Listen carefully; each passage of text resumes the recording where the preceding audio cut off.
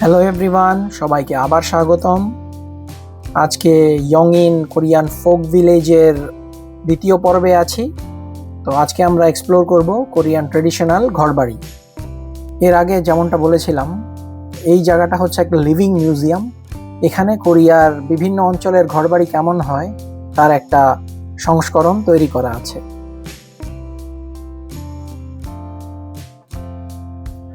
মাউলি সংয়গ, অর্থাৎ এখন আমরা যেটা দেখব সেটা হচ্ছে গ্রামের একটা প্রাচীন উপাসনালয়। তো অনেক বছর আগে মানুষ এরকম উপাসনালয়গুলোতে আসতো এবং এখানকার গাছে এরকম মানত বেঁধে রাখতো।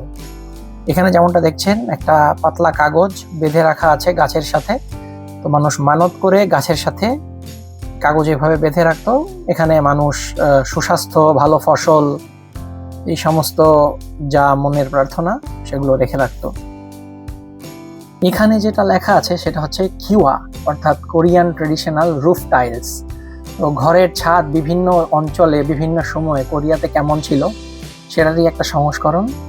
ঠিক সামনে আমরা যেটা দেখলাম সেটা হচ্ছে কোরিয়ান একটা জাদুঘর। এই জাদুঘরটা হচ্ছে মাটির তৈরি তৈজসপত্রের জাদুঘর এবং এখানে মাঝে মধ্যে ওয়ার্কশপও হয়। এই ওয়ার্কশপে মাটির কাজ শেখানো হয়।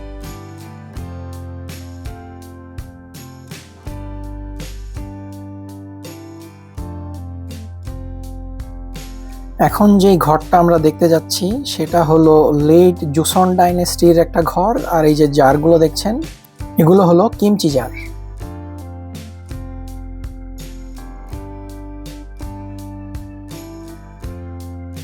এখন যেটা দেখছেন এটা হচ্ছে ইয়নজা বাঙা, অর্থাৎ আমাদের ভাষায় যেটাকে বলে ঘানি। তো কোরিয়ানদের ঘানি এরকম ছিল, এটাকে তারা ঘোড়া অথবা গাধা দিয়ে তখন ঘানি টানত। এটা হচ্ছে এই পার্কের housing section.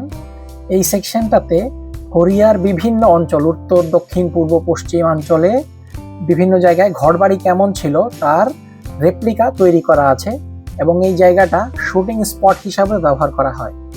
Historical K drama অথবা কে সিনেমার শুটিংগুলো এই জায়গাতে হয়ে থাকে।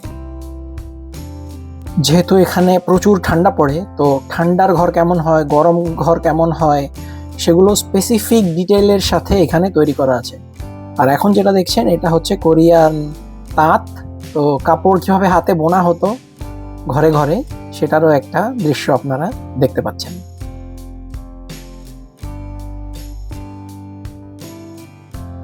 এটার সাথে আশা করি পরিচয় করিয়ে দিতে হবে না। এটাকে কোরিয়ান ভাষায় বলে হচ্ছে ইল বাঙা, আর আমাদের ভাষায় তো জানেনি। তো ঢেকিটাও দেখে নিলাম।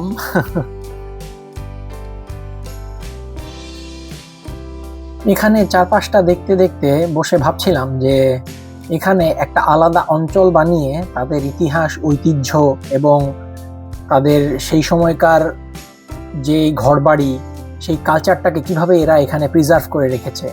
তো আমি মনে করি আমরা যে বাংলাদেশি, আমাদেরও যে একটা সমৃদ্ধ ইতিহাস আছে, ঐতিহ্য আছে, একটা কালচার আছে, সেটাকেও আমরা এইভাবে প্রিজার্ভ করে রাখতে পারি, যাতে আমাদের ফিউচার জেনারেশনকে আমরা দেখাতে পারি, তাদেরকে জানাতে পারি যে তাদের একটা সমৃদ্ধ ইতিহাস এবং ঐতিহ্য ছিল। এই রাস্তাটা ধরে হাঁটতে গিয়ে মনে হলো যেন অনেক ছোটবেলায় চলে গেলাম। এই গ্রামের রাস্তা, ছেলেবেলার স্মৃতি। এখানে যেমনটা দেখছেন বাঘ পাইপ দিয়ে সিগারেট খাচ্ছে। এর মানে হলো আমাদের দেশে আমরা যেমন বলি যে সে অনেক কাল আগের কথা, তো এই জিনিসটা বোঝাতে কোরিয়ানরা এই ছবিটা ব্যবহার করে, অর্থাৎ ওরা বলে যখন বাঘ সিগারেট খেত। এই যে দেখছেন কিমচি জার। তো ঠান্ডা থেকে বাঁচানোর জন্য কিমচিগুলোকে তারা এভাবে প্রিজার্ভ করে রাখতো যখন কোনো ফ্রিজ ছিল না।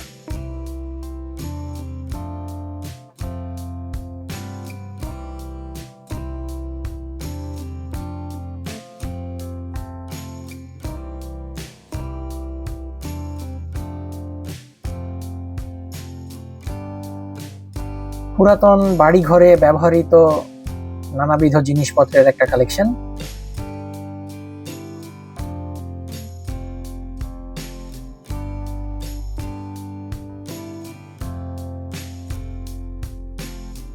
এখন দেখব দক্ষিণ প্রান্তে মধ্যবিত্ত কৃষকরা যখন ছিল তাদের ঘর গৃহস্থালী কেমন ছিল। তো এখানে যেগুলো দেখছেন সেটা তারই একটা প্রতিচ্ছবি। এখন এখানে আমরা যেটা দেখছি সেটা হচ্ছে সেই সময় বানানো বিভিন্ন ক্রাফটস। আসলে এই জিনিসগুলো সামনাসামনি দেখতে আরো অনেক বেশি সুন্দর এবং মনোরম।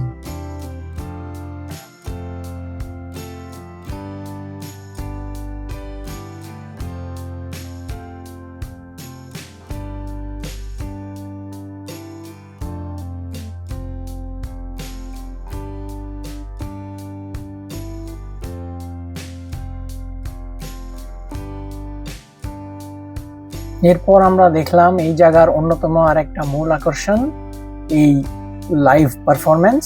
এটা কোরিয়ান ট্রেডিশনাল নাচ।